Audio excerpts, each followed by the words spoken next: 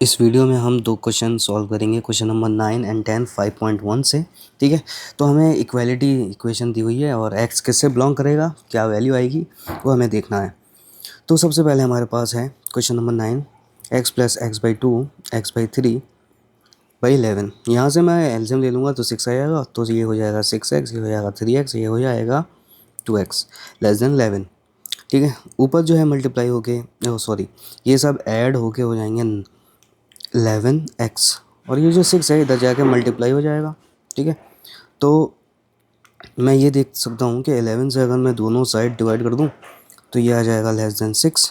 तो हम कह सकते हैं x जो है वो बिलोंग करेगा, क्योंकि लेस देन 6 है तो 6 के इधर वाले सारे नंबर्स छोटे होते हैं, यानी माइनस इन्फिनिटी से 6 तक के सारे नंबर x से बिलोंग करेंगे। ठीक है, क्वेश्चन नंबर 10 में है x by 3 greater than x by 2 plus 1। ठीक है, तो यहाँ पर x बाई 3 के पास x बाई 2 लेके जाता हूँ, 1 यहाँ पे बच जाएगा, यहाँ पे एलसीएम ले लूँगा। ठीक है, तो ये हो जाएगा 2x minus 3x greater than 1।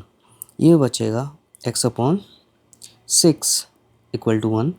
ये जो 6 है ना इधर जाके मल्टीप्लाई हो जाएगा, तो 6 1 6 हो जाएगा।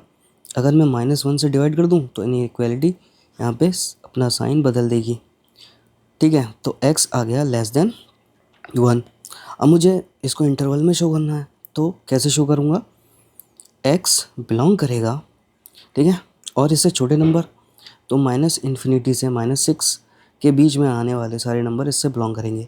ये हो गया हमारा इन दोनों क्वेश्चन का आंसर। ठीक है, तो मिलते हैं नेक्स्ट वीडियो में। Thanks for watching.